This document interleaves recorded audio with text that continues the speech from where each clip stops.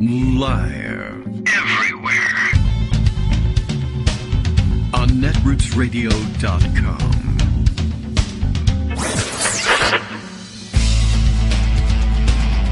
David Waldman. Kagro. In the morning.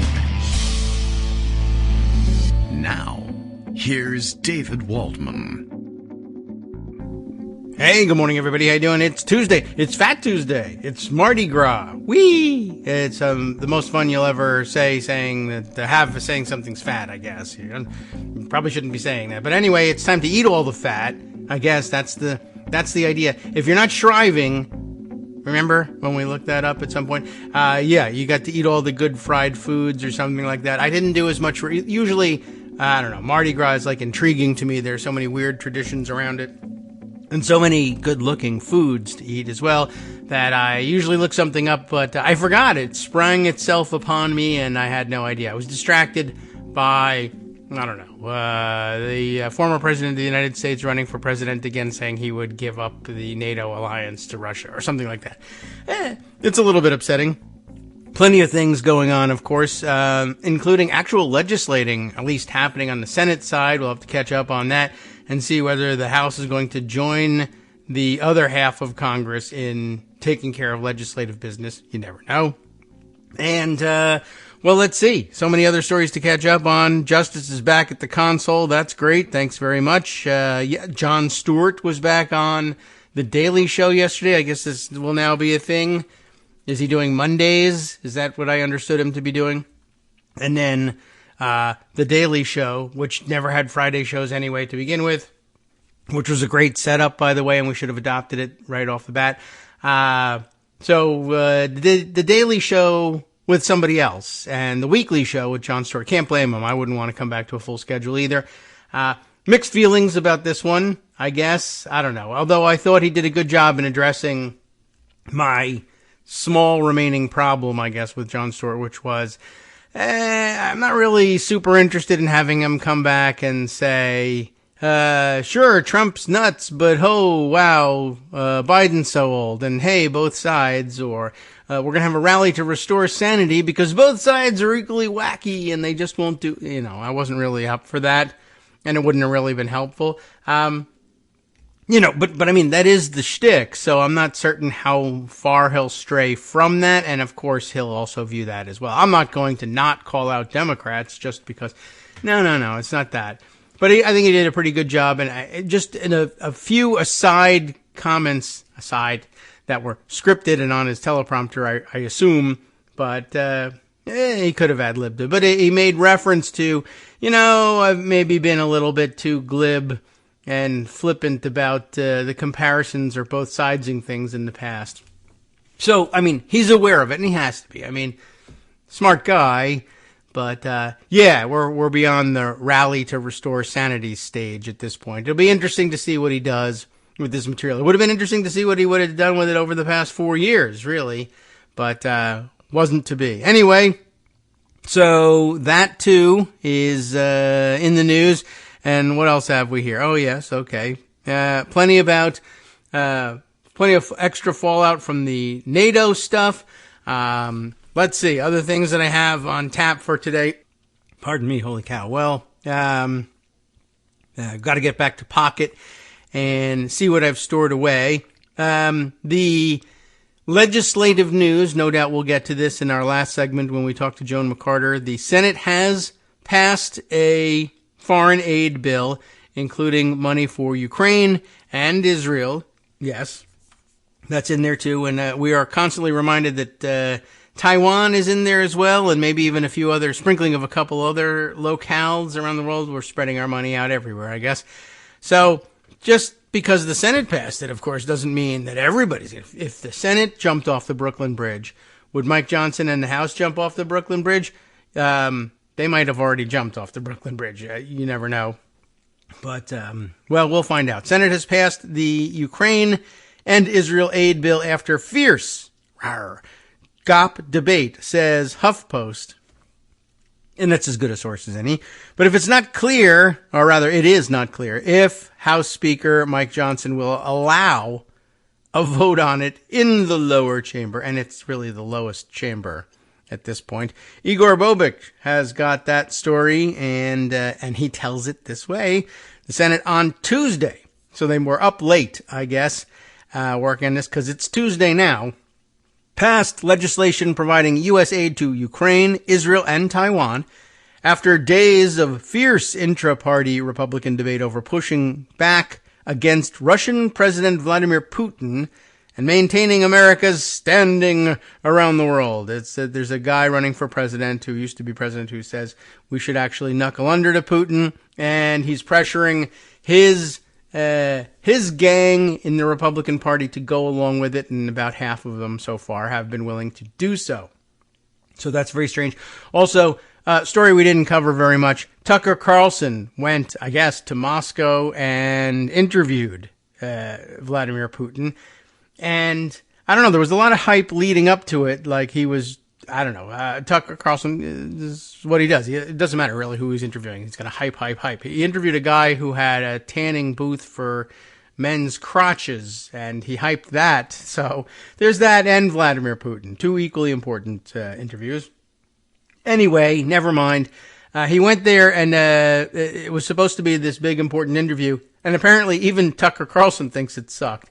Putin just harangued him for hours and hardly let him even ask a question. He didn't even participate in the interview. Just Putin just pontificating on things, and even for the most part, the after action reports, such as they were, tell me that even Tucker Carlson thought it was kind of a disaster. So anyway, that's funny, and also no one was ever going to see it because it only is quote-unquote broadcast on Twitter. So I was certainly never going to see it, and I haven't even seen snippets of it online either, so I'm perfectly happy about that. So, back over to the foreign aid bill. The dispute, that big fight between various wings of the Republican Party apparently pitted the old guard of the Republican Party, and they're all old, and they're all guards, against the Donald Trump-era conservatives and populists. Many of them are old as well. They just don't guard anything because they don't take care of anything. Anyway, their growing influence, the Trump Party wing, was able to slow but not ultimately stop this bill in the upper chamber. Its passage in the House is in doubt, however, after Speaker Johnson poured cold water on it on Monday. And like a magnet, if you pour cold water on legislation, that's the end of it. It gets all soggy and you can't pass it. In a speech Monday evening ahead of the vote, Senator Mitt Romney of Utah, the GOP's 2012 presidential nominee, cast the issue in stark terms, calling it the most important vote we will ever take as United States senators.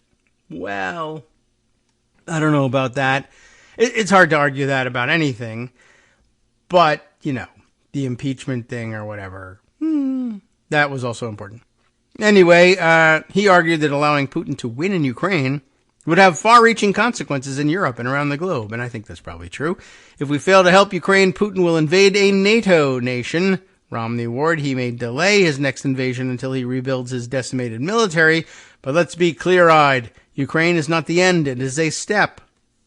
Taking aim at the bill's opponents, Romney added, I know that the shock jocks and online instigators have effectively riled up many in the far reaches of my party. But if your position is being cheered by Vladimir Putin, it's time to reconsider your position. Pro-Trump conservatives lined up against the bill, however, forcing a rare weekend session of the Senate and an early Tuesday vote after hours, speeches by critical senators.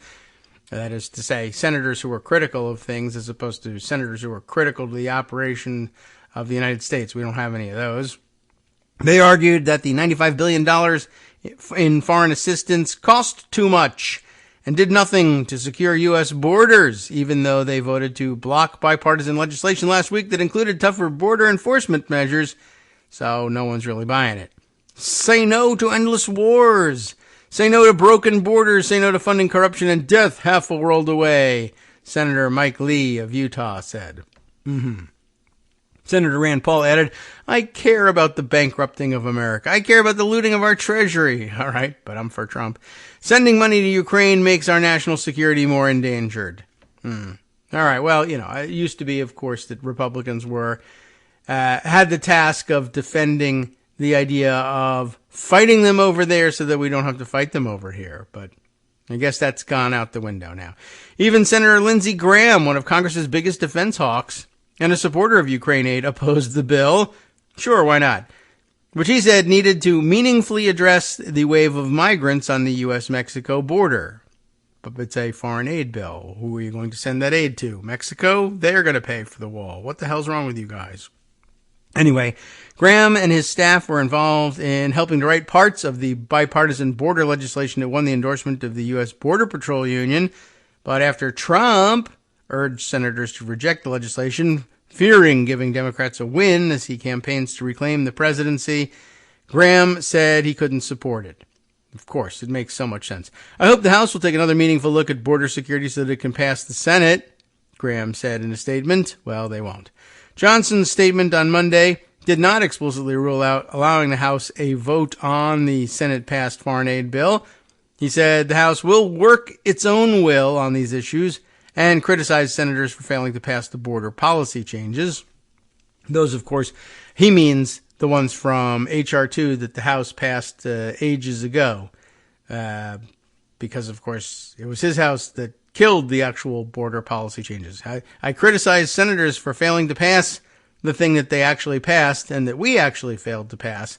But never mind anything. LOL, YOLO, nothing matters. The latest twist in Johnson's position elicited bewilderment from Senator Chris Murphy. We heard from him yesterday, who helped negotiate the Senate border bill. Murphy posted a lowercase tweet on Twitter on Monday. Since everybody has to say, well, I guess HuffPost is one of the early adopters of just saying X. And if you don't know that that's Twitter, then who cares?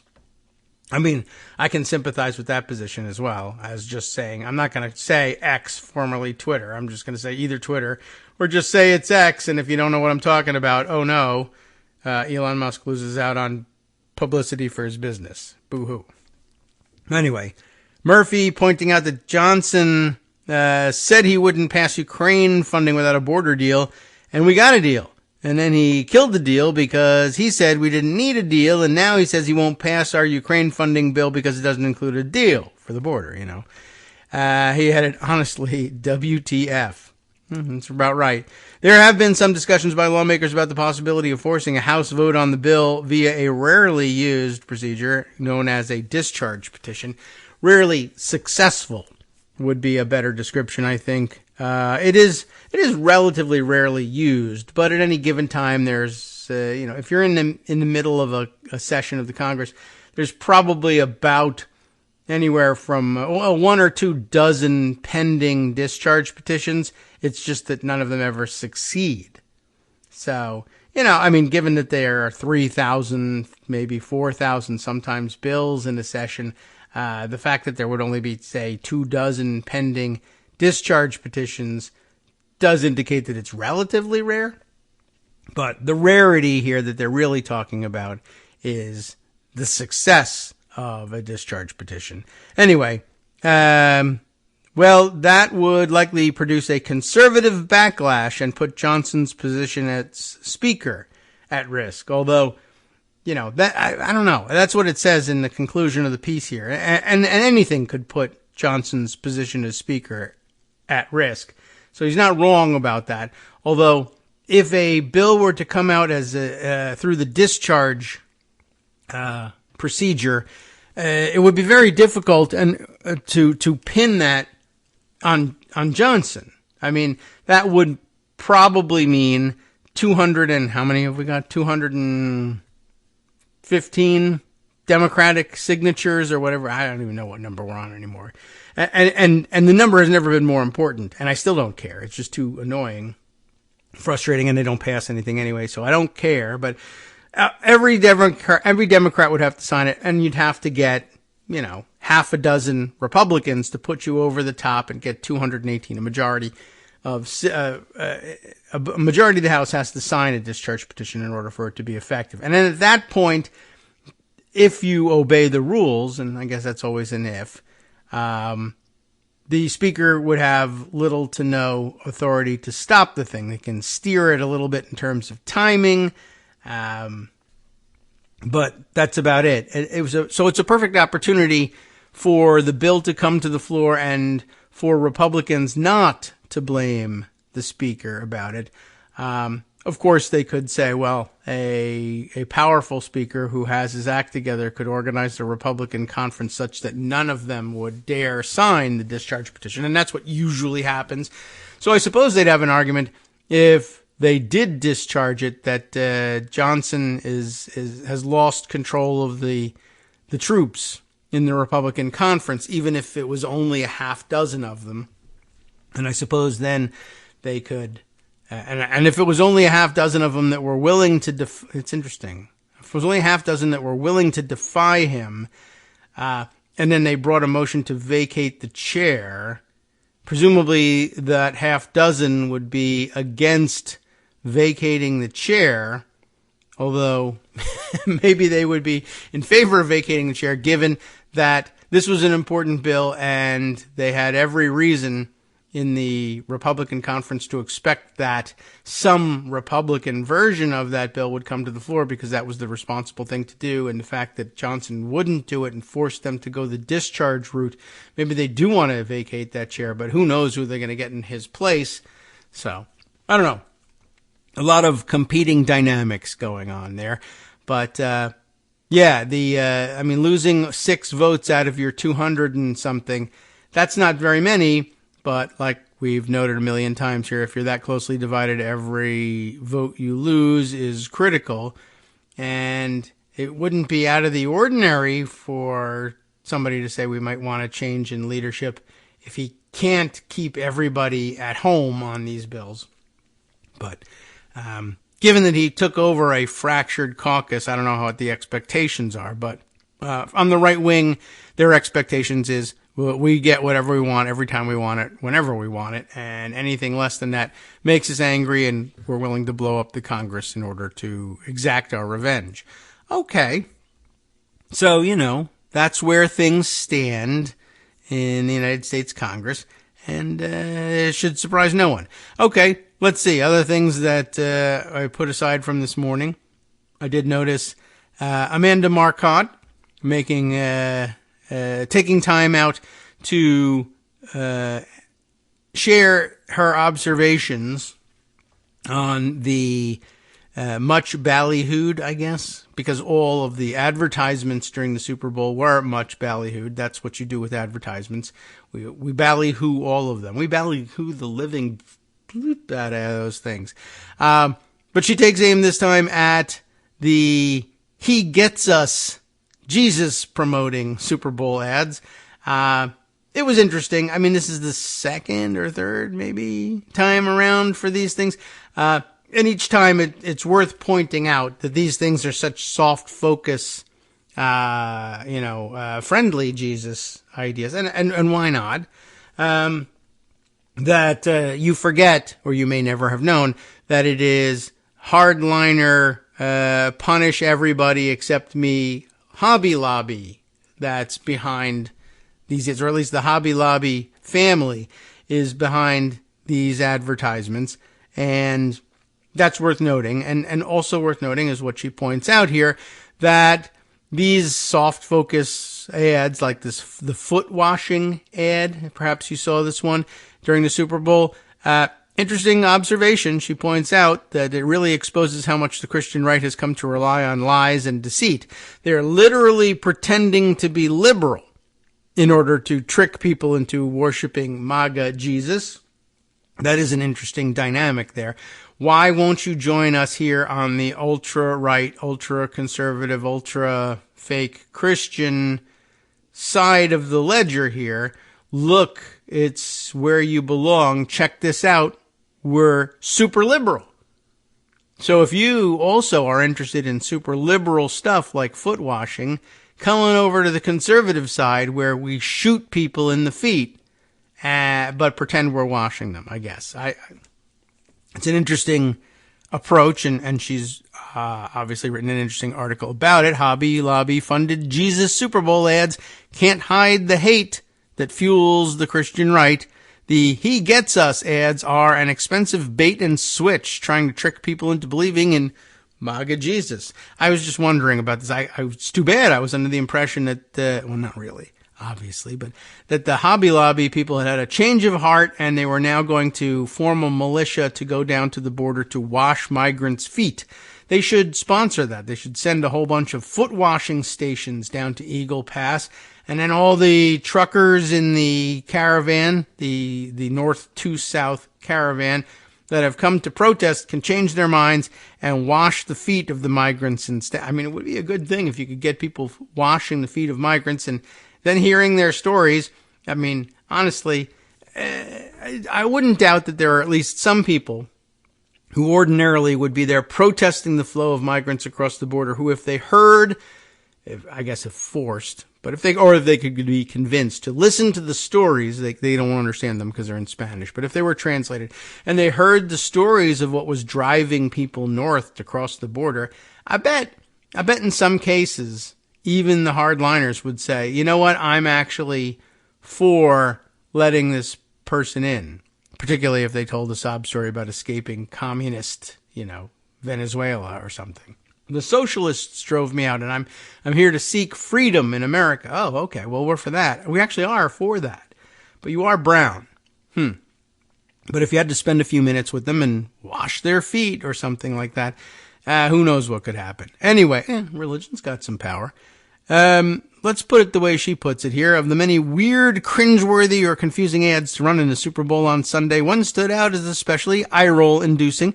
A foot-washing ad from the He Gets Us campaign. The commercial flashed a series of images of people washing another person's feet, with most offering an attention-grabbing role reversal of oppressor and oppressed. A cop washing a young black man's feet. A white woman serving a migrant, and, for the one that made me guffaw the loudest, an anti-abortion protester kneeling and before a presumed patient of a family planning clinic.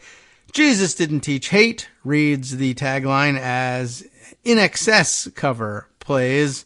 He washed feet. I didn't realize it was In Excess being covered there. I didn't listen to the music at all, I guess is what I should say. I didn't realize there was any music. The funders of the ad were obscure to the audience, leaving open the question, are the people behind this simply naive? Are they the last remaining liberal Christians trying to convince Donald Trump-obsessed evangelicals to stop the tidal wave of hate? Or is this ad a bait and switch, trying to lure unchurched people in with a phony message of love and acceptance only to push them into joining up with the MAGA movement? I guess it's that one. There's no point in phony suspense here. It's option number 3. Jesus may have been against lying, but his wealthiest self-appointed champions in American society do not hesitate to use deceit to build up their army of MAGA Christianity. As many journalists have carefully detailed, the He Gets Us campaign is funded in large part by the Green family, who owns Hobby Lobby. Their life mission, besides getting rich selling cheap tchotchkes, is to push their brand of far-right Christianity on the country. The Green-funded group that ran the He Gets Us ads last year, it says has something, and then there's has something. And something, into anti-LGBTQ hate groups and organizations, has, I guess, funneled millions of dollars, perhaps, into those organizations opposing women's rights as well. The family has funded initiatives to put religious propaganda into public school classrooms, demanded the right to fire people for being gay, passed off forgeries as the Dead Sea Scrolls, stolen antiquities from Iraq, that one I heard about, and of course refused to comply with COVID-19 pandemic restrictions for fear of losing profits. They also successfully sued to block their employees from using their own health insurance to cover contraception. Despite their opposition to birth control, however, Hobby Lobby isn't too keen on women who have babies either. When a Hobby Lobby employee fell pregnant in 2010, she alleges she was fired for asking for time off to have the baby. Losing your job is the Christian compassion the people behind the Super Bowl ads have to offer. The Greens have been upfront about their donations to the He Gets Us campaign, but other donors remain anonymous, and that's only the tip of the iceberg when it comes to the layer of deceit the campaign is using in order to lure unsuspecting people with the appealing but false promise of love and acceptance offered in the ads. The group behind the ads, for instance, is the newly formed Come Near. The far-right Servant Foundation ran it last year. This shift in management not so coincidentally allows the campaign to further conceal its funding and leadership because its tax documents aren't yet publicly available.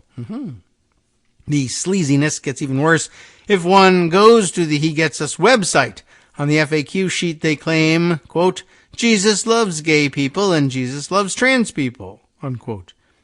That may actually be true, but they don't, I guess, because that could lead queer people to falsely believe that they will find affirmation from this group.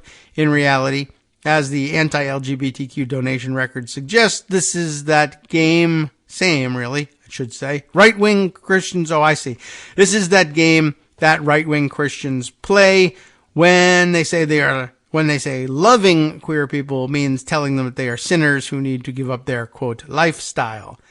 Okay, that's more familiar. The site also offers a chance to be connected with someone near you who can help you learn more about Jesus and his life, or get plugged into a group where you can bring your questions about life and faith. But when I, Amanda Marcotte, clicked the link, it did not draw up a searchable list of churches or Bible study groups a person could research on their own before reaching out. Instead, the user is asked to fill out a form and told someone will reach out to them. So you fill out your little confession sheet online, and someone will call you and admonish you. That sounds like a great deal. All right, first break coming up here in just a second. We'll fill in a little bit more before we make it on the way out here. That, of course, their form that you fill out is a giant red flag. There's no way for a user to know who this information is going to, and instead they will be contacted by a person whose affiliations and agenda are hidden, and who is likely to use high-pressure sales techniques to manipulate a person who was lonely enough to click these links in the first place. And then, of course, they'll have a database of them that they can share with people who can come and harass you or get you fired from work. Fantastic. Hi, everybody. It's me, David Waldman. Yes, the same guy who interrupts you all the time. Interrupting you one more time just to tell you again, another reminder that your contributions are what keep this show on the air, and Patreon.com, Patreon.com, is still among the easiest ways to make the sustaining subscription donations that keep us afloat. Are you ready for the pep talk about how our Patreon campaign is still going strong and growing? Well, too bad. Yeah, the plain fact is we actually are headed in the wrong direction, and whereas we once had about 175 monthly patrons, we're now actually down below 150. Time to recruit some more. Not exactly the kind of news I wanted to share, but there it is.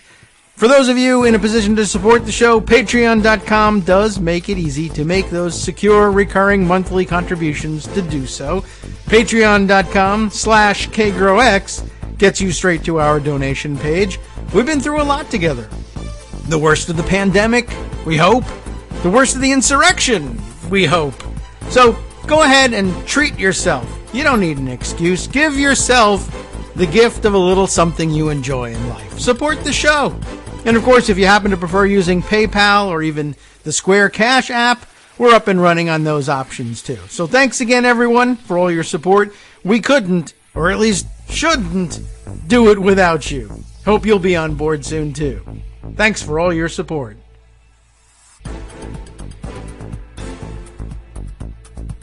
All right, welcome back now to the Kagro in the Morning Show here on Netroots Radio. I'm going to jump out of the article at this point. I think we've gotten the point and the bulk of the good stuff out of the article there, and jump back into a few other things that I put aside. But first here, flitting across the social media screen, I note that someone here has picked up on something crazy and disturbing, I guess. Ben, just Ben, I guess he's from Vermont, VT Ben, who points out on Blue Sky that the NFL is plotting to ruin so many relationships 3 years from now. That sounds very disturbing and frightening. What's going on? How you even discover this, I don't know. But I guess looking ahead, must have been looking through Wikipedia and gotten word that the Super Bowl in 2027, in February of 2027, will be on Valentine's Day, February 14th, 2027. Super Bowl 61, that'll be. I mean, who cares, for one thing? I mean, first of all, we'll all be dead. Second of all, so what? And third of all, I just wanted to say, I oppose this creep, the one running for president for on the Republican side. I oppose this creep forward in the calendar of the Super Bowl. I don't think it belongs in February, for one thing. It belongs in January. Everybody knows that. Why, when I was younger, but seriously, back in my day when I was a kid, one of the things that I thought was really interesting about the placement of the Super Bowl, it tended to be, because it was always on a Sunday, tended to be the day on which, like when I was back at college age, the day I would return to campus from the winter break was very often Super Bowl Sunday or thereabouts. And I don't know, there was something really interesting about arriving back on campus after that long break, particularly as a younger underclassman, when I wasn't quite used to it, like coming back in between my first and second semesters at college and arriving back on campus and unsure about when people were going to be arriving and the Super Bowl was going to be on, and then sort of everybody would come together in impromptu Super Bowl parties. That was somehow very exciting to a young David. And now, of course, I don't know. Of course, nothing. I bet the kids are back on campus several weeks already, and the Super Bowl is an annoyance and a distraction to them in the middle of the semester. But I'm sure they love it just the same. Anyway, but I don't know why. Pretty soon we're going to be, well, I guess nothing makes any sense. Hockey goes on in the summer. That doesn't make any damn sense. And neither does this. But that's the game somehow. I guess there's more money involved in it somehow. That must be it. That's usually the answer to just about everything. All right. So other things that I wanted to share with you, and there are many. One quick one I needed to add here was I should follow my own new policy. It was tweeted out by Joshua Friedman. That is to say, it actually happened on Blue Sky, but I'm stealing the terminology from Twitter, which now calls itself X, which means that they've abandoned the terminology and I can keep it, and something. And it might annoy Elon Musk if he ever found out about it. But anyway, Joshua Friedman pointed out 3 days ago, on February 9th, so it's going on 4 days ago, that anyone who, like him, missed this news the day before February 9th, amid the other excitement, we all missed it. Judge Kaplan has finally entered judgment in the E. Jean Carroll defamation case, which means that Trump has, as of that date, 30 days to come up with that $83.3 million judgment. So that's pretty interesting. So when did that clock start? February 8th, 2024. That would have been what? Thursday of last week. It's already Tuesday. So in 2 days, okay, the first week will have passed. That's about a quarter of the period that he's allowed to come up with the rest. So that's pretty cool. Let's see. Here's the order. It is hereby ordered, adjudged, and decreed, this is what the decree is, that after a jury trial before the Honorable Louis A. Kaplan, United States District Judge, plaintiff E. Jean Carroll has judgment for compensatory damages other than for the reputation repair program in the amount of $7,300,000. Plaintiff E. Jean Carroll has judgment for compensatory damages for the reputation repair program only in the amount of $11 million. And plaintiff E. Jean Carroll has judgment for punitive damages in the amount of $65 million, each as against the defendant Donald J. Trump, for an aggregate sum of $83,300,000. Dated New York, New York, February 8th, 2024. Boom. There you go.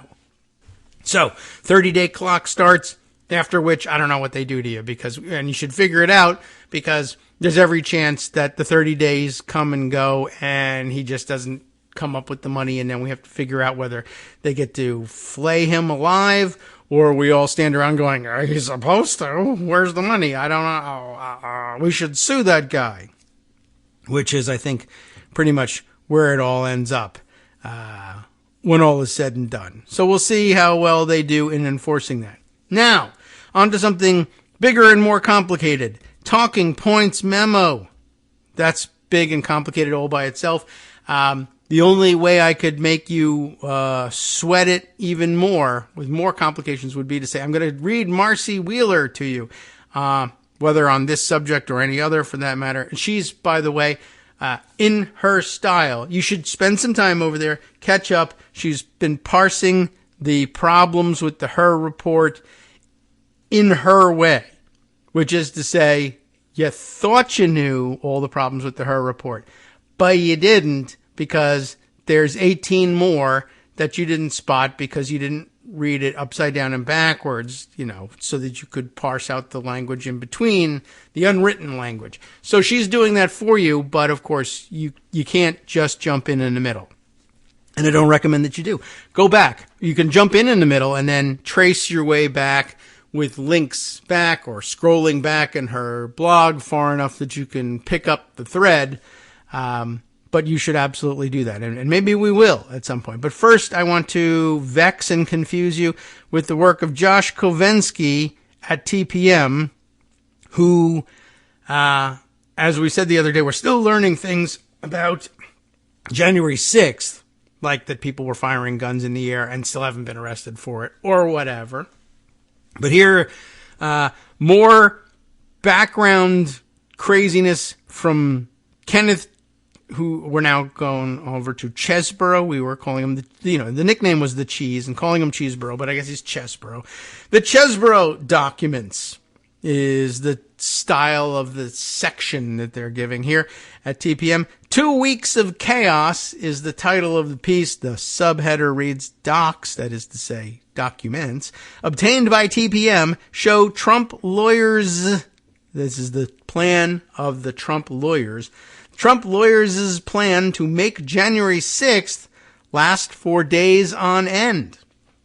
How do you like that? Josh Kovensky exposes it and explains it here. And you got to hear it. Donald Trump's months-long effort to overturn his defeat in the 2020 election culminated on a single, now infamous day, January 6th. But there was an alternate scenario gamed out by Trump's lawyers, one that would have expanded the hours of indecision caused by the Trump campaign's efforts and stretched out the process for weeks, all the way until January 20th, 2021, the Constitution's ironclad, I would have put that in quotes, ironclad deadline for the transfer of power. If their scheme succeeded, these lawyers hoped Joe Biden would never take office. This is very interesting. And by the way, read this. I will read this to you. But listen to this with this idea in mind. Of course, because I'm an incredibly self-centered individual, I tell you that what's really interesting about this to me is that the Trump lawyers were, particularly those who would have been all in on the writing at the Federalist back in the day, insisting that the wackadoodle plan that I hatched to, what's worse is that it was to install Merrick Garland on the Supreme Court, which would have been a monumental mistake, perhaps.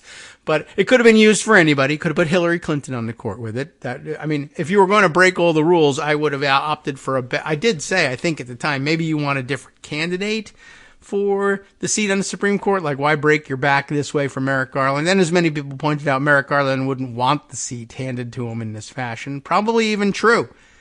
So good, get someone else.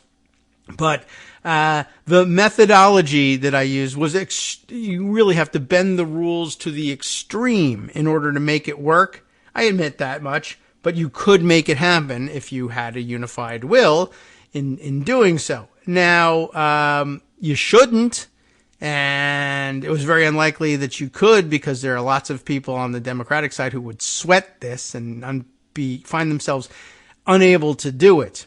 Their personal constitutions wouldn't allow for it.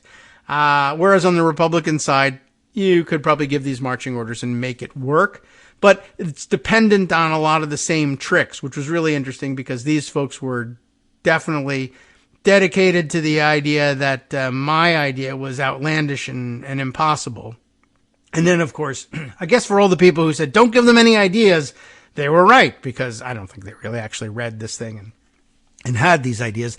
They just, when the time came for them to hope against hope and just hope that bending and breaking the rules would work for them. They just adopted that position because why not? But anyway, have that in mind as we read through this. So that alternative scenario that was gamed out went a little something like this. The details of this scheme are being revealed here for the first time. Except I revealed them earlier, but not their scheme, my scheme. They are drawn from a trove of documents provided to Michigan prosecutors by Trump attorney Kenneth Chesebro, including thousands of pages of emails among Trump's lawyers, some containing information that has never before been published. The plan would have seen the Trump campaign pushing Republican lawmakers to prevent Congress from certifying Joe Biden's win not just on January 6th, but for days afterward. Gop legislators would have feigned confusion, we don't even know, over competing slates of electors, paralyzing Congress as the Trump campaign brought increasing pressure on the Supreme Court to step in and resolve the elections in their favor. We don't know if they would do it necessarily, but it was a pretty good bet, 6-3 in their favor, right? But it never got to that point. But basically they were just going to say, well, we forged these electoral certificates, but we're confused. We don't know which one of these is the real one. There's no way for us to tell except to debate it and work it out. And if we can't work it out, well, we just sit on our hands crying about it until the Supreme Court does the thing we want them to do. To do this, Chesebro formulated various ways to invalidate the Electoral Count Act. Right? The Electoral Count Act is almost as ironclad as the Constitution in terms of its dates, and it says when things absolutely must happen and a procedure by which they shall happen, and it's pretty hard to get around that. But basically, I guess, long story short, this way, by saying Chesebro recognized, as I did, that the Senate can do what it wants, and if you have the will and the votes to do it, they can say, you know what, we think the Electoral Count Act is actually unconstitutional. We're going to throw it out and go with a different procedure. Now, someone may sue us about that, and we may have to rely at some point on the Supreme Court weighing in and saying, the Senate was right. It is unconstitutional. But we don't have to wait for them to do that. We can just say that's what we're going to do and use our plenary powers to do it that way. Just as I was saying, they could use their plenary powers to say, wait a minute, we're not swearing in the new senators yet, not until later. I, as the vice president, hold the gavel, and this is who I recognize to speak. And the person I chose to speak says, actually, instead of swearing people in, I wanted to bring up this little tidbit of information. There is an appointment being made to the Supreme Court, and we should act on it right now. And others would object, and I would say, well, we'll have a vote on whether or not to move to this. Oh, look at that, I won. Isn't that amazing? Same basic principle at work here. So where were we? Yes. To do this, Chesebro formulated various ways to invalidate the Electoral Count Act, the law laying out the procedures for Congress to certify the election on January 6th. Critically, the law places tight limits on, among other things, how long individual lawmakers can debate disputed electoral votes, nullifying or inflating those limits, which are ordinarily capped at 5 minutes per member and 2 hours total, and that could make a January 6th session go on indefinitely. Chesebro wondered at one point whether legal giants, now that's a quote, legal giants like Cruz and Lee, that is Senators Ted and Mike, Ted Cruz, Mike Lee, would back the effort and speculated that delay would finally, quote, force serious review, unquote, in Congress of election fraud allegations. That's top to bottom garbage there, but legal giants like Ted Cruz and Mike Lee. Wow. Anyway, the idea being, if we feign this confusion, we can't tell which one is the real. Anyway, there's so much fraud, and delaying the count long enough to have, as he says, serious debate over the election fraud allegations, which had lost 60 court cases to that point. John Eastman suggested in talking points aimed at members of Congress that senators could, as a fallback, filibuster the 5 minutes per member rule, turning the possibility of limited debate over several states into a process that could stretch out for an eternity. Could they filibuster at that point? Well, it's questionable. Yes, they should be able to ordinarily. It is January 6th, but what if on January 3rd they hadn't acceded to the continuance of the rules or something, and they could have had a nuclear option? Actually, Chesborough contemplates this and says, well, at that point, the nuclear option is off the table, but the nuclear option is never off the table. That's one of the problems with it. Anyway, TPM obtained the trove of documents after Michigan prosecutors with Attorney General Dana Nessel's office sent attorneys a tranche of records provided by Chesborough as part of his cooperation with their investigation into the fake electors. Chesborough supplied the documents, which include emails, texts, a 4.5-hour interview, and legal memos to prosecutors. The records do not provide a comprehensive accounting of the Trump campaign's entire effort to reverse the president's loss. They reflect what Chesborough provided as he sought to avoid further prosecution. He may have even more than this himself, but this is what he felt he had to share in order to get himself a deal. On a normal January 6th, the vice president opens the electoral votes submitted by the states before a 2022 reform to the Electoral Count Act went into effect. One senator and one representative objecting to a particular state's results would lead to a time-limited debate. By discarding the Electoral Count Act entirely, Trump campaign lawyers suggested Republicans in Congress could halt the certification and bring forth endless claims of election fraud in swing states, a process that, according to the documents, Chesborough hoped would create a spectacle revealing the Gop-friendly Supreme Court as the only rational functioning actor left standing.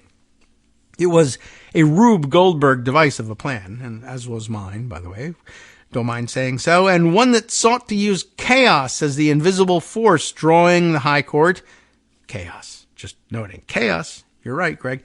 And whoever else the Trump campaign attorneys believed could resolve the election, drawing them all into the mess. The hours of violence that ultimately emerged on January 6th as Congress met to certify Biden's win offer a glimpse of the potential consequences that might have accompanied weeks of delay in formalizing a winner, right? You had a Capitol riot based on a couple hours worth of delay. Imagine weeks worth.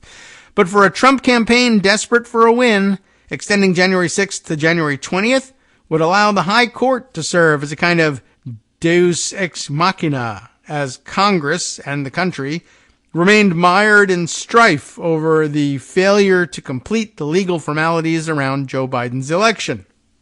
Delaying certification of the president for that long may have led to some strange consequences from the standpoint of the Trump diehards who pushed it.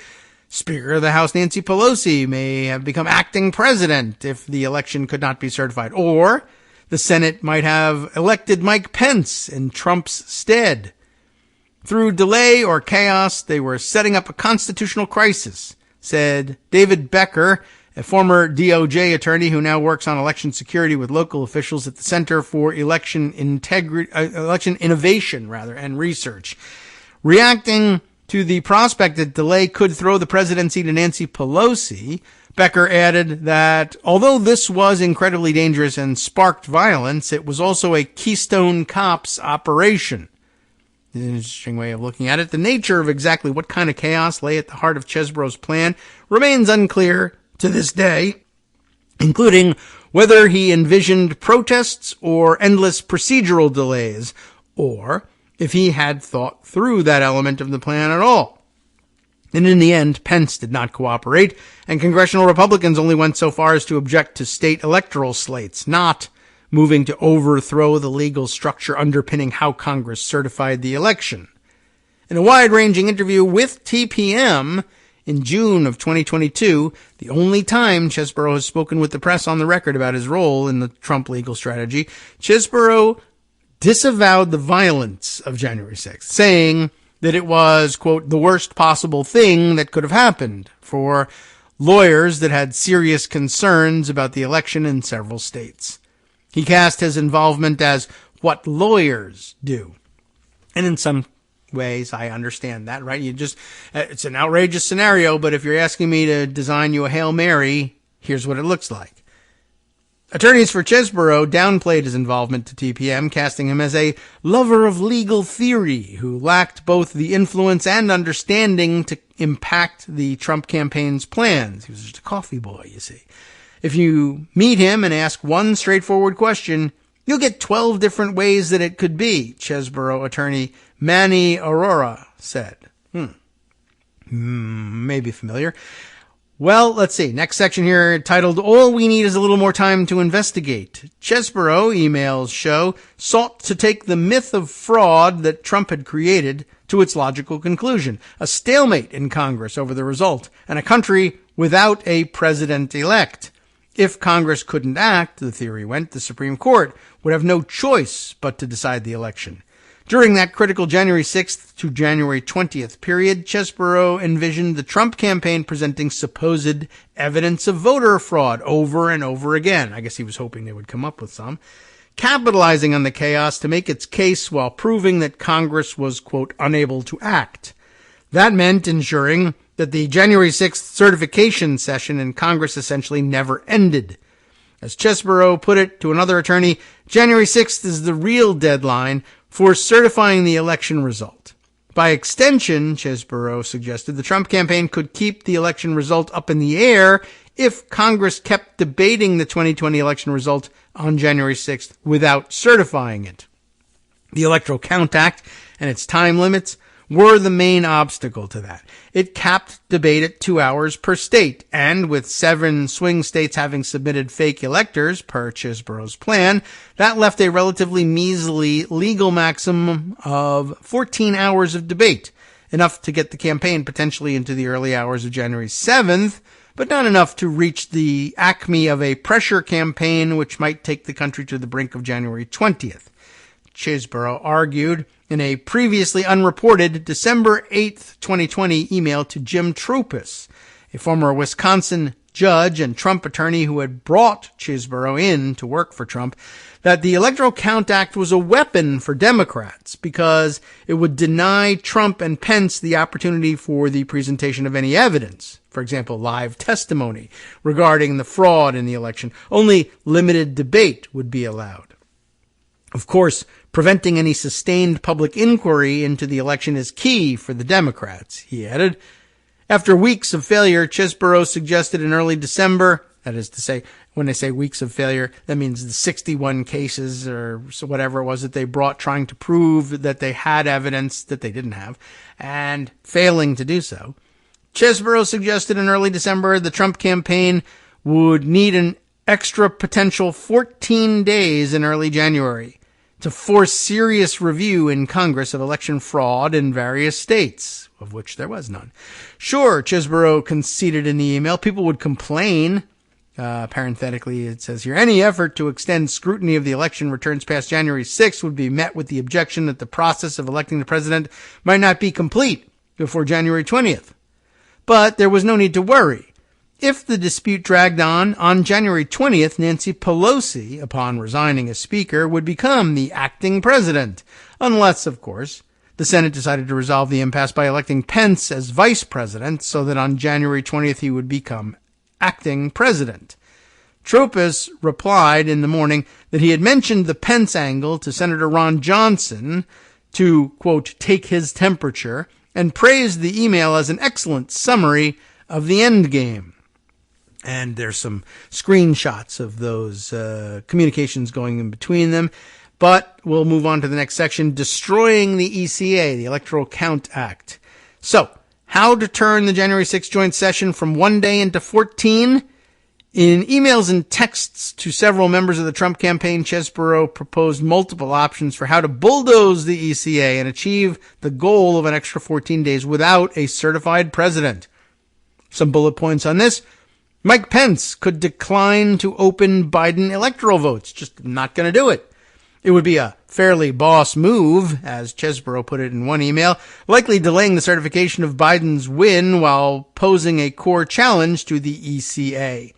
Or a test case could be filed before SCOTUS aimed at invalidating the law. It would be filed by Senator Chuck Grassley, perhaps, acting in Pence's place as president of the Senate. Or the Senate filibuster could be used as a blunt instrument to block the Electoral Count Act from either being followed or being implemented on January 6th. That one's a little harder to engineer. Each option involved extending January 6th, which Chesbrough argued would allow Republican senators to present evidence of fraud. And even that's not really certain. The point of the delay and the fraud discussions, he argued, was not just to draw attention to the Trump campaign's voter fraud claims, but also to make clear to the Supreme Court that Congress will be unable to act unless either the court or the state legislature addresses claims regarding the state, as he wrote to another attorney on January 1st, 2021. Now, just about up against our break here, but we'll start on the next section, the Pence play. The Pence option was the most straightforward of the three and the one which Trump eventually pursued. Mike Pence would decline to open the votes of states where fake electors had convened. Chesbrough, Eastman, and Trump's understanding of the plans for Pence all appeared to differ somewhat, but Chesbrough articulated his view of how Pence could buy time for the Trump campaign post-January 6th in a December 13th text message to Boris Epshteyn, the Trump attorney. Pence, per the plan Chesbrough proposed, would do what he ultimately refused to do, assert that he had the power to both open and count the votes, and could choose which states not to count, or in this case, not even to open. In this case, any state for which the Trump campaign had organized a slate of fake electors. From there, Pence could force hearings in the states. Chesbrough did not explain in the documents obtained by TPM how this might work, but I assume he thought, well, if he didn't open them, then the states would complain. Why haven't you opened our electoral votes? And should we have some hearings about why that is happening? I don't know that they would do that, though. With time running out in the days before January 20th, the state legislatures would have to appoint electors if they wanted to be counted and avoid the election being thrown to the House. That was, I guess, always their plan anyway, and to have them withdraw their electoral votes and reissue them by fiat. Anyway, at that point, it says the state legislatures would have to appoint electors if they wanted to have anything counted, adding, if Nancy then refused to hold a vote, Pelosi, of course, the Senate would re-elect Vice President Pence, and he would become acting president on January 20th. Let's continue these escapades after this brief break.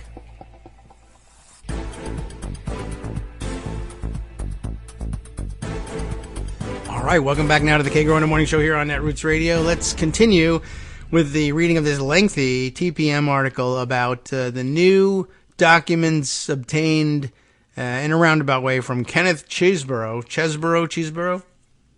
who was laying bare his Hail Mary of all Hail Marys in how to reverse the results of the 2020 election. So he's texting Boris Epshteyn in the middle of all this, laying out his plans, although apparently there was a little bit of a mix-up in the direction of the text here. Epshteyn did not immediately, by the way, reply to that lengthy text from Chesbrough that laid out the plan. Hours later, Chesbrough followed up to say he had accidentally deleted a memo further explaining the idea on his hotel computer. What was he doing in a hotel without a computer of his own? I do not know. But whatever. When Chesbrough finally sent the memo later that evening, Epshteyn was initially confused. He had received nothing. It then became clear Chesbrough had accidentally sent the memo to Rudy Giuliani and not Epshteyn. If only he had sent it to federal investigators instead. But no, it was not to be. He sent it to Rudy Giuliani. I don't know how much difficulty that poses for any of them, but he goes on to say, "Oh, sorry, my mistake. I mislabeled your texts as his," Chesbrough wrote, "which is why I addressed email to him. I mistakenly thought he was asking."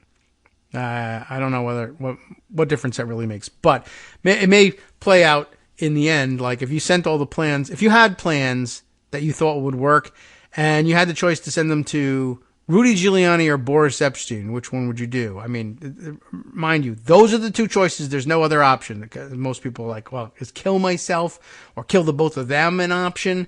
No. In this game, You send it to Rudy Giuliani or Boris Epstein. Now, as a partisan Democrat, you might say, well, I want this to fail. So the obvious answer is send it to Rudy Giuliani. And yeah, that's it. That's it. That's the whole explanation, right? It might make a difference that you send it to Rudy Giuliani initially because he'll screw it up. Boris Epstein would probably also screw it up. But if you had to guess, if you were trying to sabotage this thing, I guess you'd go with Giuliani on that. But they weren't trying to do that. Anyway, Epstein wasn't available for comment. Next up, bringing in Grassley. Failing Pence, that is the Pence option, either the version where he declares the fake electors the real electors, or declares confusion because of the two slates and says, let's send it for debate, or refuses to open any of them because of the confusion, or refuses to open the real ones and only opens the fake ones, whatever it is. Failing Pence, Chesbrough had another plan to get the Electoral Count Act invalidated. Senator Chuck Grassley was this next plan. As president pro tem, the duty of presiding over the Senate would have fallen to Grassley in Pence's absence. But of course, Pence didn't absent himself. They could have then dragged him outside and executed him, and then Grassley would be in charge of the Senate as president pro tempore. Chesbrough argued that Pence should recuse because of a conflict of interest. He was involved in the election. So Chesborough's idea wasn't don't kill him, just have him recuse himself. In a separate December 12th text exchange with Epstein, on purpose, and Trump operative Mike Roman, Chesbrough argued that Grassley should do exactly what he wanted Pence to do, but then be ready to file a lawsuit seeking to invalidate the Electoral Count Act as soon as Dems assert the House and the Senate do the counting. In other words, the minute the Democrats say we should follow the law, Grassley should sue and say, I need the orderly procedure of using the courts to tell everybody don't follow the law. Planning for stuff ahead of time is stupid. Let's just wing it. At minimum, the lawsuit would buy time and rivet attention, he added. I'd love to know if legal giants like Cruz and Lee would back that, because they're for chaos and not for the rule of law.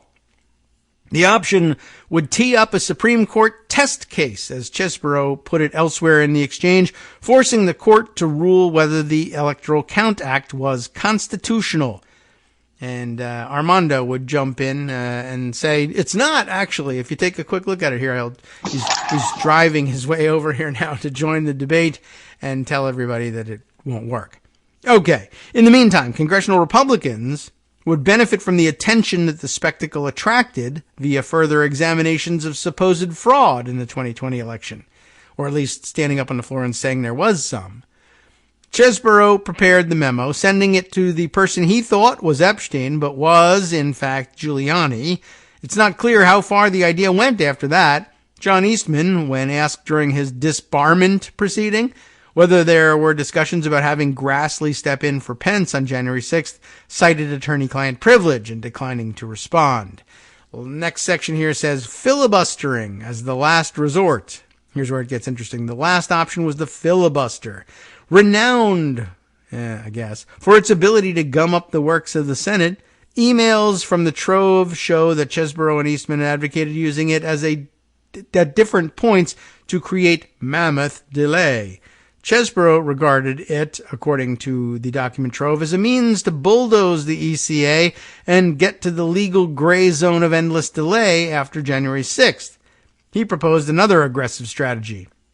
A senator would withhold unanimous consent to the concurrent resolution adopted by the Senate on January 3rd, which includes the ECA.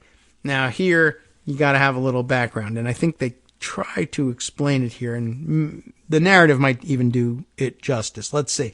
He laid out the argument in a January 1st email with, quote, key, in all caps, K-E-Y, key, colon, what's key? Critical that a senator object to the concurrent resolution on January 3rd as the subject line sent to Epstein and Eastman. What's happening here? On January 3rd, well, I'll let the narrative continue with this. More quote from Chesebro's memo. After all, the main reason, and that's capitalized, all caps for some reason, the main reason to oppose adoption of the concurrent resolution, limiting debate to just 2 hours on each state, is that, or all caps here, there is so much to debate! Exclamation point. Chesebro wrote, and the way to make that case is to lay out evidence of all the problems in these various states. So far, still gobbledygook. He argued that removing the ECA would then clear the way for indefinite filibusters on January 6th, or free up Pence to follow their other instructions. Senators Josh Hawley, Cruz, Lee, and others could, Chesebro theorized, lead an open-ended debate highlighting the Trump campaign's claims of fraud. If they could just get rid of all the rules that otherwise appeared to limit their ability to debate, then they would be able to debate forever. That was the thinking. After Epstein asked for the argument in a short bullet point format, because they couldn't understand it, Eastman followed up with his own synthesis of what Chesebro had written.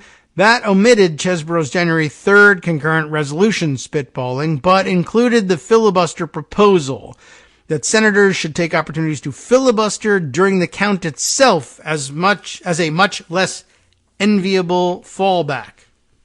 It's a little awkward, but there you have it. So, well, I do think he tries to explain it a little bit more later on.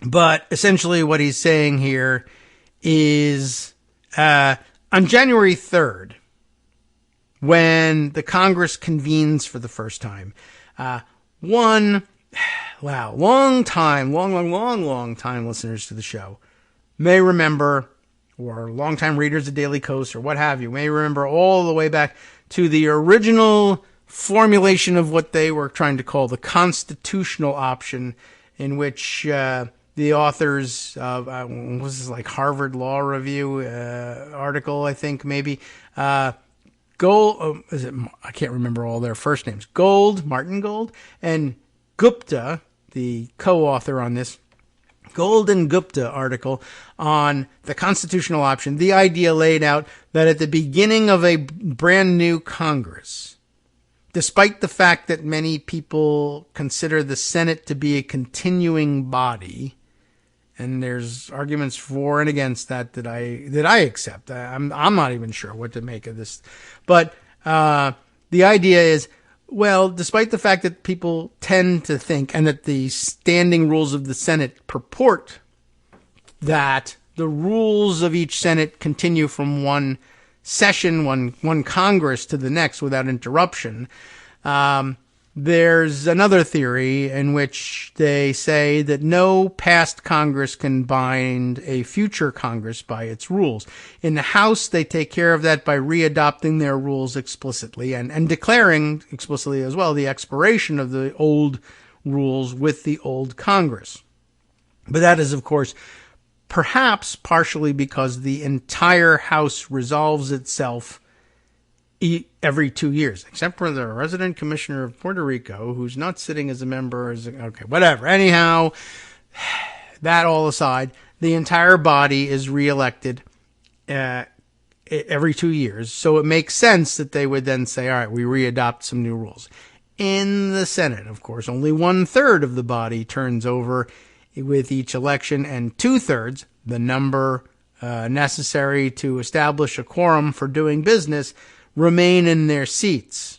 And presumably, or it is presumable, yes, that their rules continue with them. After all, a quorum of the body is still seated, and 1/3 of the new body isn't enough to force a new vote on adopting new rules. But the Golden Gupta article resolved this strange conflict of, well, what about past Congresses binding a current or future Congress? Yes, 2/3 of the Senate is held over, but isn't it they do refer to themselves as part of a new Congress. The number of the Congress changes every 2 years. That can't be just because the House resolves itself. And the theory rests on the 1950s era debate on, well, as it turns out, on filibuster reform, but on everything else.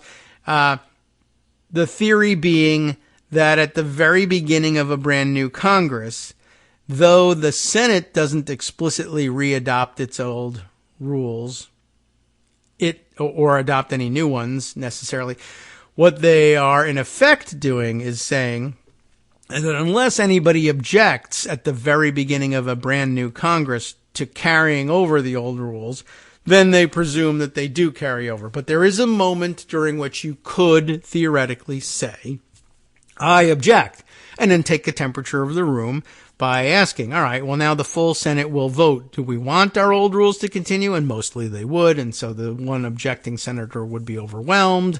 But you could force a debate on it. And further, it is theorized that until everyone agrees, either by universal acclamation or accession or by vote, to the continuance of the old rules, they're sort of held in abeyance, and you are operating under general parliamentary law for the purpose of determining whether or not the old Senate rules will continue.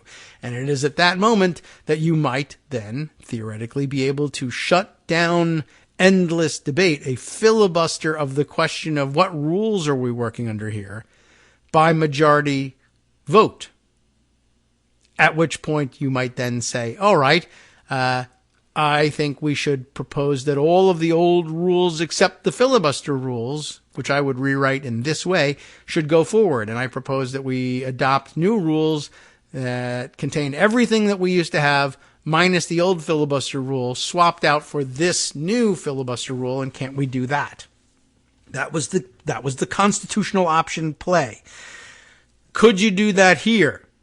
Well, one of the other things that January 3rd brings with it is the Senate's, I guess, traditional fix for this weird quandary. Do the old rules continue?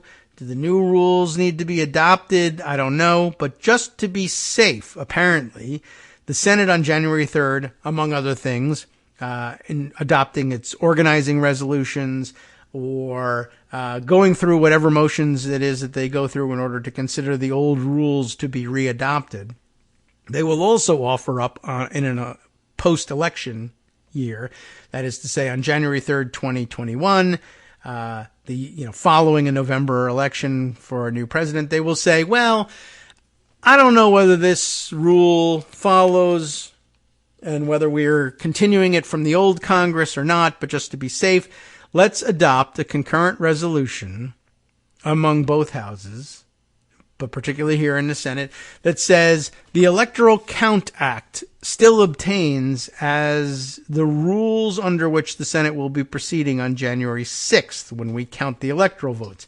Just in case it doesn't continue, we'll readopt it. And in case it does continue, well, no harm done. We'll just reaffirm it. What if, Chesborough says, they object to the adoption of this concurrent resolution on January 3rd? Well, any number of things might happen, including somebody saying, what? Shut up.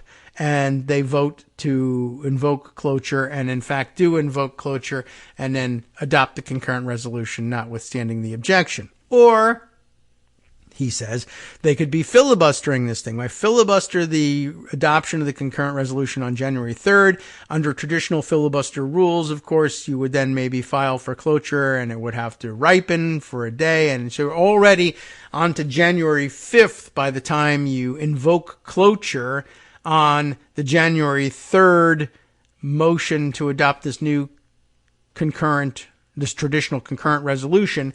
And then, even if you invoke cloture, you have 30 hours of debate. Now you're into January 6th already without even having established that whether or not the Electoral Count Act is going to be the rule under which you operate. So confusion is already underway. So here we move into this next section titled, quote, sort of unauthorized. It is not clear from the trove of documents that the TPM has gotten into their hands how far the Trump campaign went in entertaining these proposals. Epstein asked if the filibuster emails were talkers for Congress and Pence, talking points, that is, while Justin Clark, a Trump campaign official, briefly entertained a version of Chesebro's idea in another thread, writing on December 24th, because he had nothing to do, that it also sounds like January 6th is a hard deadline for legal recourse unless Congress doesn't count the votes one way or another. Troupis, the former Wisconsin judge who initially brought Chesebro into the Trump legal effort, had maintained a direct line to senior Trump White House officials and to Senator Ron Johnson. Troupis came back to Chesebro 2 days after he pitched the January 20th delay plan with exciting news. Senator Johnson would hold a hearing on Trump's voter fraud claims later that week. On December 16th, there would likely be a photo op with President Trump afterwards. Would Ken like to come? Chesebro traveled to Washington to meet with Trump on December 16th alongside a coterie of other Trump campaign attorneys. 3 years later, in the interview with Michigan prosecutors, Chesebro recalled the meeting with Trump. The marching orders were, don't say anything that would make Trump feel more positive than he did at the beginning of the meeting. That is, don't give him any hope. Don't tell him the plans because he'll latch on to them. Even in the White House at the time, they knew, don't tell him these things. Well, he didn't follow that advice. Chesebro told prosecutors that he began to speak with Trump after listening to the president talk on speakerphone with Newt Gingrich. About something to do with Georgia voting machines, which, of course, at the moment, they were busy breaking into to try to steal and declare martial law and yada, yada, yada. All right. Then the conversation turned to Trump's chances in Arizona. What? Wait a minute. What about the crimes happening in Georgia? Newt Gingrich could have been indicted in all those things? Damn it. Why didn't we get that? We'll come back to that in never. Thank you. Chesebro did exactly what he had been told not to do. Do not congratulate. Congratulations. He did what he wasn't supposed to. Give Trump a sense of hope. He recalled telling Trump that the real deadline was January 6th. He was later admonished by former White House Chief of Staff Reince Priebus, who's involved in all of this because he's from Wisconsin, right? Not because he was still at the White House. As Chesebro put it later to prosecutors, the vibe I had given him was some ground for optimism. Chesebro himself compared the meeting to a widely reported and infamous late-night encounter 2 days later on December 18th between Trump, Sidney Powell, former Overstock CEO Patrick Byrne, and the White House counsel's office, saying it was, quote, sort of unauthorized. Yeah. Well, it sort of was. I think, by the way, I had to take a look to clarify my understanding of what was going on at a link to Chesebro's January 1st email where he's talking about what to do with the Electoral Count Act. And maybe this will help you. I tried to explain it, but then I was like, oh, well, the text of the article will help explain it. It didn't. And it was because I had read it here. Here is that memo from Chesebro to Boris Epshteyn and John Eastman and others, reading key. Critical that a senator object to the concurrent resolution of January 3rd. John and Boris, he says. Oh, yes, and I'm reminded here by a note from Justice Putnam that Byrne, the Overstock.com guy, crazy enough on its face, but as he points out, he was red sparrowed, as it were, by Maria Butina. Remember her with the NRA connections, etc.? We forget that. I remember that Byrne was a crazy idiot, and it's just as dumb that he's involved in anything. What's funny is that everybody is a corporate wackadoodle with no business being in these meetings. That the Pillow guy is in there, and the Overstock.com guy is in there, and I guess now they created the template for Elon Musk is going to be in everything as well. Just billionaires. They're just there because they're billionaires. Even if they're idiots. Doesn't matter. Anyway, yes. Also, as it happens, just sort of maybe kind of sort of being manipulated by a Russian spy. Wink. Anyway, so what about that January 3rd resolution? The memo here from Ken Chesebro. John and Boris, as noted earlier, if Pence does not end up rushing through the states, refusing to count any of the 7 states where there are alternate electors, that was the original plan, I guess, and gaveling that he and Trump are elected, if he won't just do that, at minimum, I think it's essential and reasonable for him not to enforce the 2-hour total time limit and the 5-minute limit on each senator in debate in the Senate. It seems clearly unconstitutional to regard the Electoral Count Act as binding the current Senate. Isn't that interesting? So, if that were the only factor, Pence would be on strong ground recognizing Hawley or Lee or Cruz or whoever and allowing debate to go on until there were 60 votes for cloture. That is to say, despite the fact that there's a statutory limit, 2 hours per state on debate, he would just say, no, the Electoral Count Act doesn't bind the current Senate in terms of its rules of debate. It's unconstitutional to say so. So, then the plan goes on. For once one of them was recognized, that is Hawley, Lee, or Cruz, or whoever is recognized to start the debate, and the debate began, I don't think there would even be the opportunity to employ the nuclear option to nuke the filibuster with only 51 votes.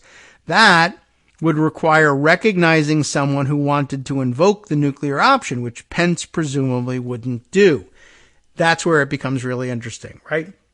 Well, what if they say, hey, we're still in our period during which we have not yet necessarily acceded to the continuance of the rules from the previous Congress. I therefore move that we close debate at this point and that we do so by simple majority vote, since we're working under general parliamentary law and not the standing rules of the Senate. After all, if we were working under the standing rules of the Senate, the Electoral Count Act would be in effect, and you guys are saying it isn't. So what about that problem? What if somebody tries to invoke the nuclear option? Well, the plan for that one is, Pence, just don't recognize anybody for that point. The person you should be allowing to speak is Hawley or Lee or Cruz, and anybody else that you have any doubts about, like any Democrat, just simply don't recognize them so that they cannot take the floor and make some sort of objection.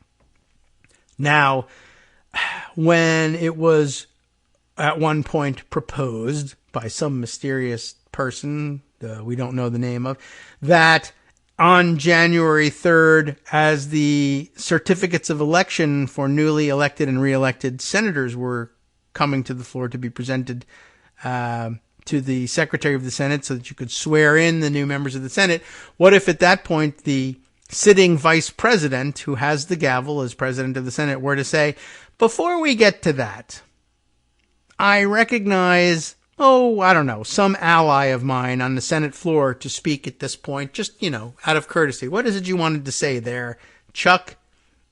Or whatever. And it just so happens that the thing he says is, well, constitutionally speaking, we do have a quorum here to do business. And there are 66 or 67 senators currently in office, so we can conduct business. And before we get to the swearing in of the new people, I just wanted to point out that I got this note just a minute ago from the still president of the United States, Barack Obama. He's president until January 20th, and it says he's just nominated somebody to the Supreme Court. And I was just thinking we should vote on it right now. I know we didn't have any hearings or anything, but I mean, things are wacky. What do you say? And, somebody would then object. Mr. President, I'm sorry, you're not recognized. Senator from New York has the floor. And just make a motion to immediately go into that. I object. Well, I don't hear you. I just don't recognize you for that purpose. The pending question is the motion from the senator of New York. All those in favor say, boom! Hillary Clinton is on the Supreme Court. In fact, there are 500 seats now on the Supreme Court. Could you do it? Should you do it? No. Could you do it? I don't know. Maybe not. I don't know. But at the point that some weirdo suggested that, the forces behind the memo here that says you could and should do that were in the business of saying, no, you absolutely cannot do that. That's not the way things work. Until, of course, they needed things to work that way, at which point they announced, things work that way, and we suggest that you do it. I never wrote a memo to the president about it. Anyway, we're still in the middle of this memo. We might as well read it on our way out the door for our third break, and then we jump into conversation with Joan. So, once Chesbro says the debate is started, Pence can just decide who he's going to recognize and who he's not. The problem with the strategy, he says, as he noted last night, is that perhaps mindful of the principle that a past Congress can't bind the current Congress, the House and Senate have a practice of adopting by concurrent resolution the terms of the Electoral Count Act, I guess at the start of any Congress that will include the counting of electoral votes.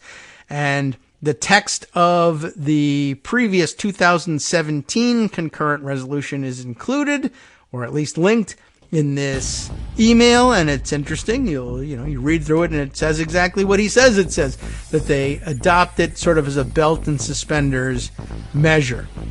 If it happens that they object to that on January 3rd, as best as he can tell, and he might not be able to tell very well, the filibuster option goes away. If a concurrent resolution is adopted limiting debate to 2 hours, Pence needs to abide by that. That rule would actually apply. So if we can just block that, maybe magic can happen. Sup, fam? It's your boy Darwin, aka Darwin_Darko, aka the most reasonable man in America, aka KITM's senior black correspondent. You might remember me from such recordings as Spacemen versus Space Cadets and We Need to Talk About Joe Biden. Today, I want to bring you good news about that thing you've been struggling with. Do you suffer from giving too much of a damn? Do you turn on the series of tubes and find yourself outraged at the particular way some news organization strung some sentences together only to realize, nope, this is not some fictional hellscape? Well, guess what? You no longer have to accept the life of giving too much of a damn.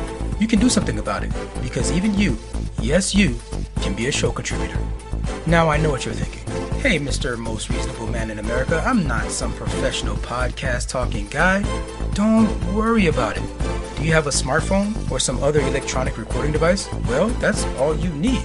You too can have a segment where you can read us an important article and give us your take. Read one of your own original essays, or even just give us your commentary on something you'd like to share that's important to you. Fair warning though, side effects may include general punditry, having opinions and hot takes, getting stuff off your chest, and hearing your own voice. If your recording lasts longer than 5 to 7 minutes, please consult kagrox@gmail.com. That's KAGROX@gmail.com.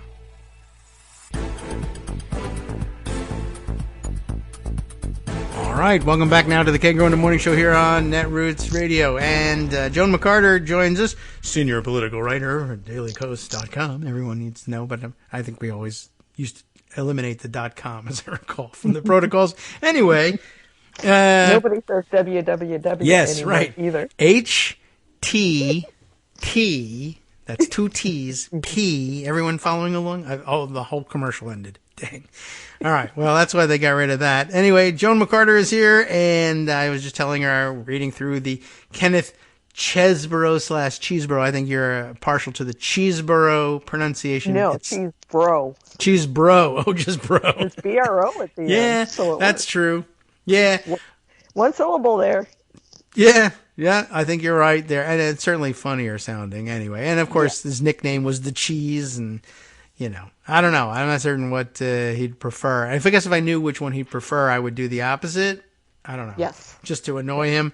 But fascinating read through the articles, although really the more interesting thing is the thing that ended up being just a linked footnote. His January 1st email, emergency email to John Eastman and Boris Epstein, and then 2 redacted names, I guess. Or I guess it's their emails that are redacted, so that you can't write to them and harass them. Diving into the magic moment theory, the old constitutional option theory, that at the very first day of a brand new Congress, you might just be able to get away with bending, erasing, ghosting various rules that are really bothersome, and just doing the opposite of everything that was ever intended by law and by the Constitution, which, of course, when certain people advocated it, certain other people, i.e. the people that hang around with people like Kenneth Cheesebro and John Eastman and Boris Epstein, insisted, no, you don't understand anything. That is not the way it works. Then, of course, it ended up not being necessary that it worked that way. And then they decided, wow, we need to hijack the Constitution. You know what? This is a thing that works after all. Now we love it. And we should absolutely try it. So on January 1st, an emergency email saying, I want to see someone on January 3rd object to the adoption of the concurrent resolution in the Senate by which they basically accede to the continuation of the Electoral Count Act as the rules under which they will count the electoral votes 3 days hence. Let's just erase it from the books by objecting to the adoption of the concurrent resolution. I think you probably need to do more than that to erase it from the books, but his theory was, well, if they don't say on January 3rd that it's still the law, then it's not. Interesting. And I guess then he goes on to say, and we can make it work this way by just telling Pence to preside at the Senate and only recognize Republicans to speak. And then if you don't recognize any Democrats to object to any of this, you win, which, of course, would have been an awesome way to have installed a Supreme Court pick on January 3rd, 2017. But of course, that's not the way things work. It would have been an outrage had Democrats with 67 currently seated senators simply said, let's hold off on swearing new people in and instead read this communication from the White House that's just arrived. But only crazy people would do that. Hi, Joan. How's your week going so far? It's going fine. Sorry, I need 5 more minutes for my previous segment. So more on your radar, perhaps, although this might be very interesting to you. I don't know. I see that the Senate has worked hard on a thing and passed something in foreign aid land, and now says that the House should be taking this up. And our reports this morning was that they were going to look for a way to say, I won't, and we're not going to do it. And they're doing it. Oh, all right. The Senate is. The Senate the House, is. We don't know yet. Right. Oh, okay. Yes. The Senate's done. The Senate. Yes. Right. So now the question was, can the House ignore it? Maybe ignore it, but there actually is some real pressure, even from the Republican side, on Johnson. Okay. To do it, coming most strongly from one of his chairmen, Turner. With Mike Turner from Ohio, who is chair of the Intelligence Committee. Okay. So he just led a delegation to Kyiv, where he talked to President Zelensky and, tried to assure him that he still has allies even in the GOP and that they will still try to get this done. So he came back, He was ready to try it. He's pushing hard. He's pushing Johnson hard. The Democrats are getting their discharge petition ready to go. They will use the one that they had for the debt ceiling. Wow. Okay. Because it's ripe. All right. Yes. Okay. It's gone through all of the procedural stuff it needs to do, except for the time that it has to be actually, introduced on the floor. There's still a time lag there. But all of the other preceding time that has to be used up to use it has been used up. Okay. And, there were 101 Republicans who voted to restore Ukraine aid to the defense authorization. Okay. Aid that Marjorie Taylor Greene had gotten stripped out. Mm-hmm. I think it was Greene. Anyway, that it got stripped out. It's hard to believe she could be so effective, but okay. Yeah. She may have attached her name to that. In rules. I may be wrong on that. It may have been one of the maniacs in the Rules Committee. But anyway. Easier to buy. 101 of them, and of course every Democrat, voted to restore it in the NDAA. So the support is there among Republicans. Turner's there. Don Bacon from Nebraska, one of the Biden 17 members, the Republicans who serve in districts that voted for Biden in 2020. He's thinking about it. Okay. And the House sort of New Democrat blue dog problem solvers are apparently having actual discussions with Republicans. So if a discharge petition is going to succeed, this is probably got pretty good odds of being the one that will do it. Okay. It's on one of those subjects that is considered a serious one in what they used to call on a bipartisan basis, and I guess it's still sort of it counts.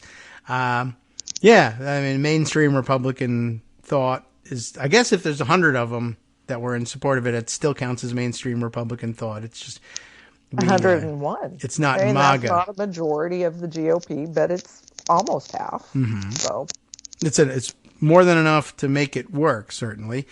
So it's a rarity, the discharge petition, to say the least. But it may very well be. I was thinking that might be the escape valve that Johnson wants, where he can throw his hands up and say, there's really not that much I can do to stop something that gets the signatures. I can try to stop the signatures, but if it gets them, I can't help you. No choice. It's privileged. Yeah. That's assuming you follow the rules. But I think ultimately he wants to. I think so too. I mean, he has made all of the right noises about we can't let Putin do this. Okay. Trump probably hasn't done him a lot of favors by saying, take it all, Putin. Yeah. Europe's yours. That's amazing, but and Trump there always does is that. a big chunk of Republicans who are not crazy, who are retiring. Mm-hmm. Like one Kathy McMorris Rogers. Hey, I remember her. Yeah, the one in the room talking about Ukraine and Yeah. Crimea. Yeah. the only one that was not only reminding them of what the discussion was about, but by the way, I don't know, you all for some reason think you're doing something really effective about helping the Ukrainians, and we're not. Nobody is. And if we're going to be taken seriously about that, we actually have to step in and do something. She's mostly erased from that conversation. The only thing anybody because remembers everybody is remembers McCarthy and Putin pays Trump. Yep. Well, that might have been his most successful moment as a as a politician. Certainly the most noticed. I don't know that he's ever been able to grab the attention away from anybody else ever intentionally, but that did it. That did it. I mean, it wasn't exactly a room of luminaries. Paul Ryan was the brightest star going at the moment, and whatever. But he was on the ticket at the time, or had been rather, and so he was a big deal. But wow. Anyway, so this might happen. And I think it's my way of thinking. It's a great way for the responsible thing to happen. And for Johnson to say to those who would be angry about it and might try to vacate the speakership, say, it wasn't me, it was my hands were tied. Yeah, these 101. It has to happen this way. Right. Yeah. Of course, he's dealing with a caucus of members who say the rules don't matter. You can just say no or light the place on fire or something. You can do that. Which they are definitely set to do, particularly in the Rules Committee. Yes. To Kevin McCarthy. Right. So, I think they get to bypass Rules Committee, too. What's the procedure? Yes, it would bypass Rules Committee. Okay. That any, rule changing the rule that says a discharge petition has to be a privileged resolution. Yeah. Well, I guess you could try that one. I don't know what kind of games with this that they are capable of playing, but... Yeah. Well, right. And presumably if they have 101 votes in support or anything near a majority of that 101 even, they wouldn't be able to pass any kind of rules change at this late moment. So it's a great excuse to say there was nothing I could do. And if you're angry, be angry at the people who signed the discharge petition, not me. And that'd be fine because most of them are probably among those retiring. Mm-hmm. And then he lives to screw something else up on another day. Yes. So, seems like a reasonable path forward, except that, of course, it's so rare that discharge petitions actually work. But this is pretty extraordinary, and if it's going to work on something, the Washington consensus of yes, there's a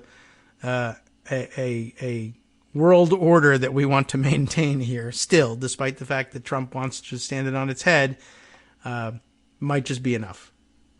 We hope. It's worth remembering as well that this includes aid to Israel. Yes, which, still has the ability to draw bipartisan support. Ordinarily, you might say, actually, that's a bit of a problem for it. Yeah, because it time. also draws bipartisan opposition. I mean, Yes. Merkel and Sanders did not vote for it in the Senate. I don't know if they voted on final passage, but the final cloture, they didn't. I mean, they waited to see that it was definitely going to pass cloture. Yeah. And when it did, they voted against because of the Israel aid and the lack of conditions that is included in the bill on Israel for what they do with the money. Yeah. So, I mean, that has the potential to trip things up, but clearly everybody's trying to help it chart a path through. Yes. Without being blamed for it or having fingerprints on it, maybe, but that's just the way of things generally. Yes. Okay. Well. And meanwhile, it's Tuesday. Yeah. And it's a special election day in New York. Right. So that's a big consideration, too, because the math is that tight in the House. Mm-hmm. So Steve Scalise is back, apparently in remission, and they're going to try to do the Mayorkas impeachment again today, supposedly. The one that we talked about last week that you didn't know we were talking about. Right. What? It's happening today? I didn't even realize. Yeah, I don't know. It seemed fast moving, but that's just because normally I think, impeachment, that involves a tremendous amount of extra investigation and serious inquiry. But they had inquiry. It just wasn't serious. And I guess I thought it would go on for longer. But no, they were racing towards it, and it failed. And Steve Scalise back from the brink, I guess, to come. This guy and his second chances, what he does with his second chances in life is unbelievable. Yeah, unbelievably craven. So, yeah, really. I mean, it's the sort of thing that so he's now been through 2 brushes with death, essentially, which ordinarily can't the initial cancer stuff. Yeah. Oh, I was thinking of his. He got shot. Yes, he was shot at the brink of death. He got cancer. Got cancer. Beat it. It came back. Wow. So, God, I would count it. Send me a sign if you want me to. Himself. Do you want me to change my ways? Send me some sort of sign. It wasn't this one. I got shot. That's not it. That's not the sign. Got cancer. Nope. Beat the cancer. So that must not have been a sign either. More cancer again. No. I guess God wants me to keep going. Well, yikes. Yeah, not an inspiring figure, but okay. So he'll be back to try and do this. At any rate, the 3 who voted against impeachment, the 3 Republicans, Gallagher, McClintock, and Buck, are not going to change their votes. All right. That seems Gallagher's another one. He's retiring too. He announced after this because of the blowback from it. He's retiring too. He might be another on the Ukraine aid. So just floating that. So those 3 are still against it. House didn't have any votes yesterday. So we don't know who's in and who's out today. They may have to try to put up a test vote or 2 to see if they've got numbers in. Yes. Right. Well, and if those tricksy Democrats are hiding anybody in the cloakroom, wheel them out at the last minute. Yeah. And I mean, come on. That certainly could be a strategy, but it's like, look, if you have the vote and somebody's on the phone, they'll miss a vote. They're not hiding necessarily. Yeah. So, and even if they were, so what? What's it to Knowing you? that you have 218 people available at any given moment, and counting on having 218 people available at any moment. That's hard. Yep. Particularly in a kind of older population. True. Right. People who hate group vaccines. Of people who are under winter storm watch, a good chunk of them. You know. That's true too, right? Yeah. And that, travel, of course, impacting family, elections illness, as well. All of these things conspire to make it very difficult to get everybody onto the floor for a big vote. Right. And don't look past Valentine's Day. That has screwed things up in the past as well. Yeah. I'm never going to let you forget that. Not you. Nope. You won't forget it. I'm not going to Senator forget Coons. No. That's one of those things that's branded in my brain. Sure. That's the way I celebrate Valentine's Day every year now. Remembering that, we don't need to have any witnesses. It's time to go. Boy. Well, okay. Yeah. What else is happening here? Let's see. Well, this is kind of a fun one that I'm getting ready to write up. Yeah. Her report. Whose report? Her report. Yeah, her report. Who's on first? He couldn't have been more obviously working for Republicans. There wasn't enough there in terms of Biden's document handling to go after him. So he did the next best thing for Republicans and said, okay, he's an old doddering fool. Yes, he did which say that. Multiple Republican chairmen in the House are embracing with gusto. They are actually going to have investigations into Biden's age. With her as their star witness, testifying about what his interactions with Biden were during this investigation. What his interactions were? They want transcripts of Biden's interview. Okay. They want her impressions, which, they already have, of Biden's he said them. Fitness to lead. Is fitness to be in charge of important national security information. Okay. And how Merrick Garland conducted this whole process. Why do they want to give him a congressional gold medal? Yeah. What? I mean, okay. Sure, why not? You can ask those questions. It'll be interesting to see or how he answers them. I guess, ordinarily, a DOJ employee, if he was following the book, would say, I can't speculate on that. I'm not a medical professional. I said what I said, but I don't have anything else to say. Former Trump official. Right. Well, yeah, so he could do anything. This was so obviously a hit job. He didn't have anything real on Biden with the documents. He didn't have anything actionable on what he was investigating. So he did the next best thing. Yeah. Yes, it would have been very easy and in compliance with regulations to just say, we just don't think that there's any way past reasonable doubt. So that's that. He didn't need to. He just decided to editorialize. So now the question is, does he editorialize in the hearings, or is he admonished not to at the price of his job and then testify about that instead? I don't know.